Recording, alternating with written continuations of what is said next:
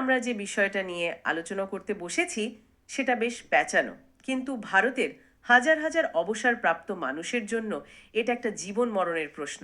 হুম বিষয়টা হলো employees pension scheme মানে ইপিএস আর ইপিএফও বা এমপ্লয়িজ প্রভিডেন্ট ফান্ড অর্গানাইজেশনকে নিয়ে। আমাদের হাতে একটা বেশ বিস্তারিত বিশ্লেষণ আছে, যেটা মূলত সুপ্রিম কোর্টের দুটো খুব গুরুত্বপূর্ণ রায়কে কেন্দ্র করে তৈরি। হ্যাঁ, আর আমাদের আজকের লক্ষ্য হলো এই আইনি জটটাকে একটু ছাড়িয়ে এর আসল মানেটা কি সেটা সহজ ভাষায় বের করে আনা। একদম। আর এই পুরো বিতর্কের মাঝখানে একটা তারিখ, মানে 1 সেপ্টেম্বর 2014, কাঁটার মতো বিধে আছে। ঠিক, এই তারিখটাই তো পেনশনভোগীদের দুটো দলে ভাগ করে দিয়েছে, আর সেখান থেকে শুরু হয়েছে যাবতীয় বিভ্রান্তি। চলুন তাহলে গভীরে গিয়ে দেখি ব্যাপারটা ঠিক কি। চলুন। আচ্ছা, শুরু করা যাক একটা বেশ অদ্ভুত দাবি দিয়ে। আমাদের হাতে থাকা নথি বলছে ইপিএফও আজকাল আদালতে একটা নতুন গল্প শোনাচ্ছে। কি রকম? তারা নাকি বলছে পেনশনভোগীরা চাকরির সময় নিজেরাই বেশি পিএফ আর কম পেনশনের বিকল্প বেছে নিয়েছিলেন। এই জিনিসটা কি, আমি তো আগে কখনো শুনিনি। শোনার কথাও না, কারণ এই ধরনের কোনো বিকল্পের কোনো অস্তিত্বই নেই। মানে? ইপিএফ আইন বা পেনশন স্কিমের কোথাও এমন কথা বলা নেই। নথিটির লেখক খুব পরিষ্কার করে বলছেন এটা ইপিএফওর একটা বানানো গল্প। উদ্দেশ্য? উদ্দেশ্য হলো আদালতকে বিভ্রান্ত করা। ইপিএফও কোনোদিন কোনো কোম্পানিকে চিঠি দিয়ে বলেনি যে কর্মীদের থেকে এই ধরনের কোনো অপশন ফর্ম ফিল আপ করিয়ে নিতে হবে। এটা একটা মানে কাল্পনিক যুক্তি। তার মানে যে যুক্তির উপর ভিত্তি করে হাজার হাজার মানুষের পেনশন আটকে দেওয়া হচ্ছে, সেই যুক্তির আদতে কোনো আইনি ভিত্তি নেই। বেশ, তাহলে এবার আসল কথায় আসি। যে দুটো রায়ের কথা আমরা বলছি, সেই দুটো রায় ঠিক কাদের জন্য, আর সেগুলোর মূল বক্তব্যটাই বা কি? হ্যাঁ, এটাই হলো পুরো বিতর্কের একদম কেন্দ্রবিন্দু। দুটো রায় দুটো সম্পূর্ণ আলাদা গোষ্ঠীর জন্য। আচ্ছা। প্রথমটা হলো আর সি গুপ্তা রায়। এটা 4 অক্টোবর 2016-তে দেওয়া হয়েছিল। এটা কাদের জন্য?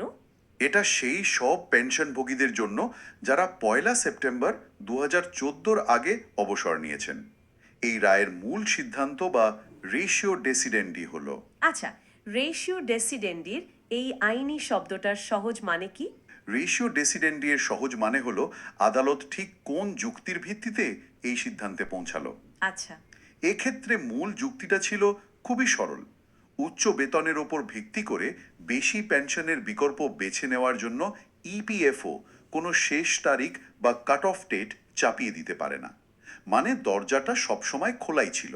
বেশ, তাহলে 2014-র আগে যারা অবসর নিয়েছেন তাদের জন্য আর.সি. গুপ্তা রায়টা একটা রক্ষা কবচের মতো। তাদের ক্ষেত্রে কোনো ডেডলাইন ছিল না।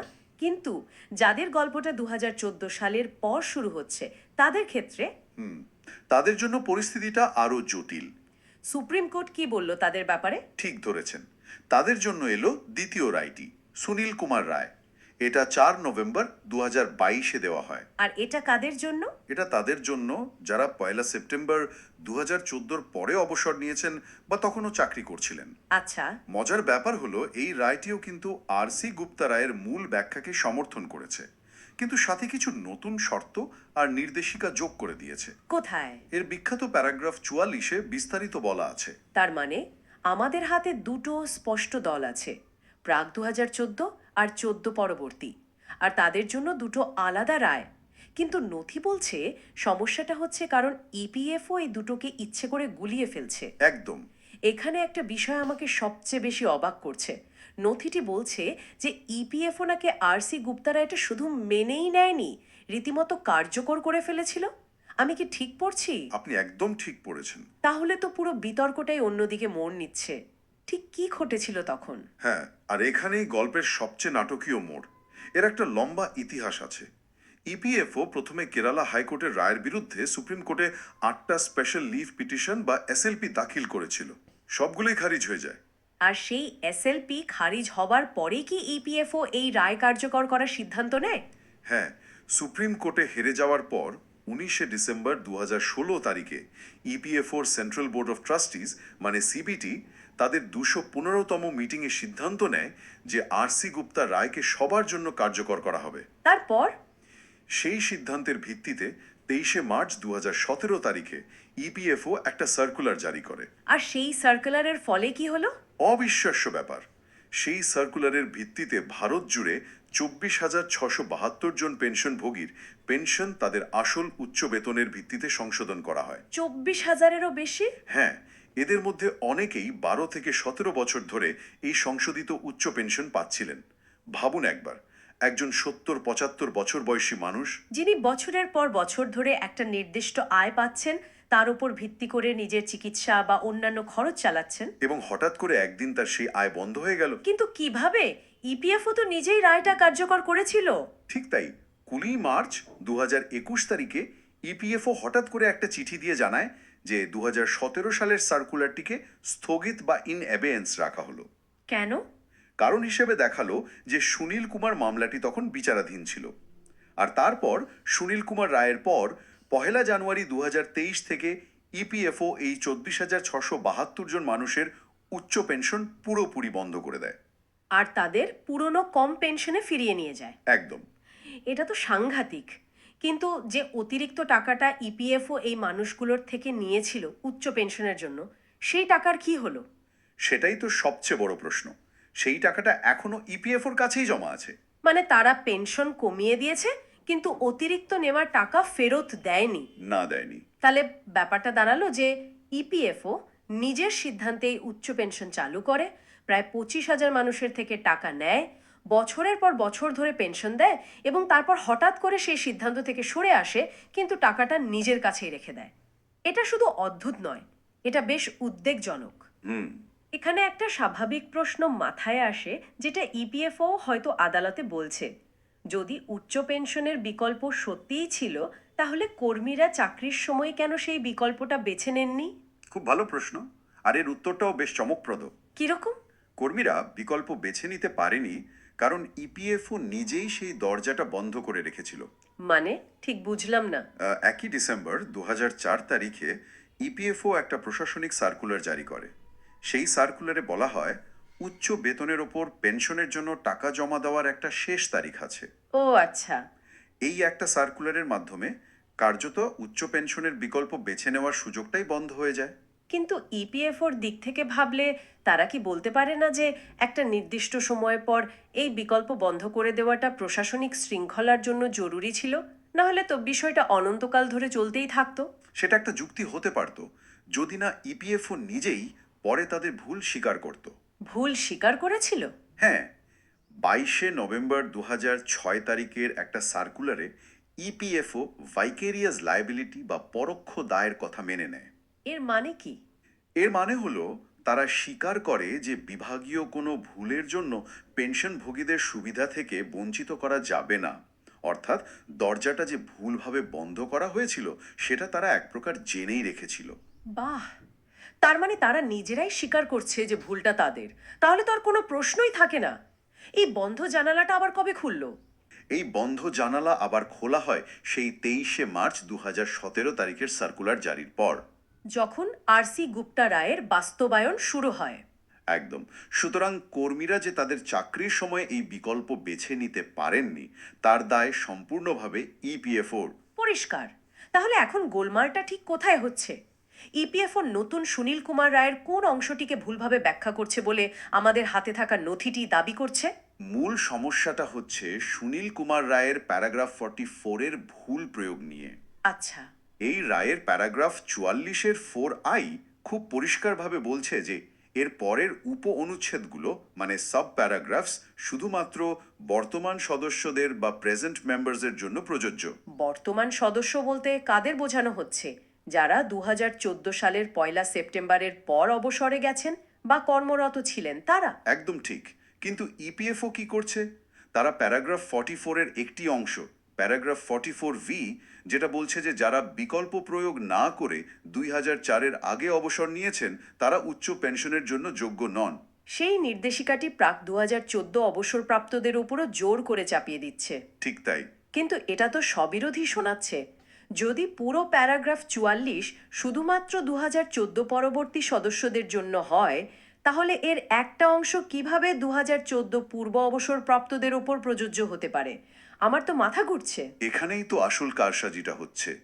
বিষয়টাকে এভাবে ভাবা যেতে পারে, ধরুন একটা স্কুলের পুরনো নিয়ম ছিল যে ক্লাসের ফার্স্ট বয় একটা বিশেষ পুরস্কার পাবে, আর সি গুপ্তা রায়টা হলো সেই পুরনো নিয়ম। বেশ। এখন 2014 সালে স্কুল একটা নতুন নিয়ম আনলো যে যারা হাফ ইয়ারলি পরীক্ষার পর স্কুল ছেড়ে দেবে তাদের জন্য কিছু নতুন শর্ত প্রযোজ্য হবে। সুনীল কুমার রায়টা হলো সেই নতুন শর্তাবলী। আচ্ছা। ইপিএফও এখন যা করছে তা হলো হাফ ইয়ারলি পরীক্ষায় স্কুল ছেড়ে দেওয়া ছাত্রদের জন্য যে নতুন শর্তগুলো আনা হয়েছে সেগুলো ক্লাসের সেই পুরনো ফার্স্ট বয়ের ওপরও চাপিয়ে দিচ্ছে। ও, দুটো সম্পূর্ণ আলাদা পরিস্থিতিকে গুলিয়ে ফেলার মতো। একদম। বিশ্লেষণে বলা হয়েছে প্যারাগ্রাফ 44V আসলে সেই সব আর্লি পেনশন নেওয়া ব্যক্তিদের জন্য যারা হয়তো 2014 সালের পর 58 বছর বয়সে পৌঁছাতেন, কিন্তু তার আগেই কোনো কারণে অবসর নিয়েছিলেন। এটা কোনোভাবেই সেই ব্যক্তিদের জন্য প্রযোজ্য নয় যারা 2014 সালের অনেক আগেই 58 বছর বয়সে স্বাভাবিকভাবে অবসর নিয়েছেন। এই স্কুলের উদাহরণটা দেওয়ার পর ব্যাপারটা জলের মতো পরিষ্কার হয়ে গেল। ইপিএফও এই সূক্ষ্ম কিন্তু গুরুত্বপূর্ণ পার্থক্যটি হয়তো ইচ্ছে করেই উপেক্ষা করছে। কিন্তু এই বিশ্লেষণ তো একটি নথির ওপর ভিত্তি করে। দেশের অন্যান্য আদালত কি এই ব্যাখ্যাকে সমর্থন করছে? মানে বিচার ব্যবস্থার অন্য অংশ কি এই বিষয়ে একমত? হ্যাঁ, এবং এটাই এই বিতর্কের সবচেয়ে শক্তিশালী দিক। তাই নাকি? সুনীল কুমার রায়ের পরেও পাঞ্জাব ও হরিয়ানা, কেরালা, মধ্যপ্রদেশ এবং কর্ণাটকের মতো বিভিন্ন রাজ্যের হাইকোর্ট একাধিক রায় দিয়েছে। আর সেই সব রায়ে কি বলা হয়েছে?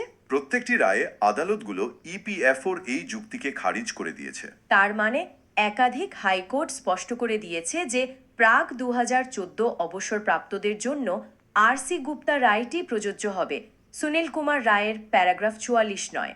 একদম। আদালতগুলো পরিষ্কার নির্দেশ দিয়েছে যে যারা 1 সেপ্টেম্বর 2014 আগে অবসর নিয়েছেন তাদের মামলা আর.সি. গুপ্তা রায় অনুযায়ী নিষ্পত্তি করতে হবে। এটা প্রমাণ করে যে একাধিক বিচার ব্যবস্থা এই ব্যাখ্যাকে সঠিক বলে মনে করছে এবং ইপিএফওর প্রয়োগকে ভুল বলে রায় দিচ্ছে। ঠিক। তাহলে আজকের এই গভীর আলোচনার সারসংক্ষেপটা যদি করি, ব্যাপারটা এই রকম দাঁড়াচ্ছে। আমাদের হাতে পেনশনভোগীদের দুটি স্পষ্ট গোষ্ঠী রয়েছে যাদের জন্য দুটি ভিন্ন সুপ্রিম কোর্টের রায় প্রযোজ্য।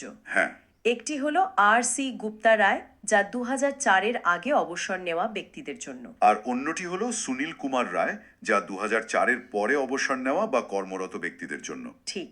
এবং ইপিএফও প্রথমে আর.সি. গুপ্তা রায়টি কার্যকর করার প্রতিশ্রুতি দিয়েছিল, এমনকি করেও ছিল, কিন্তু পরে সেই সিদ্ধান্ত থেকে তারা সরে আসে। আর এখন তারা নতুন অর্থাৎ সুনীল কুমার রায়ের কিছু অংশ ভুলভাবে পুরনো দলের ওপর প্রয়োগ করে প্রাক 2014 পেনশনভোগীদের উচ্চ পেনশন থেকে বঞ্চিত করার চেষ্টা করছে।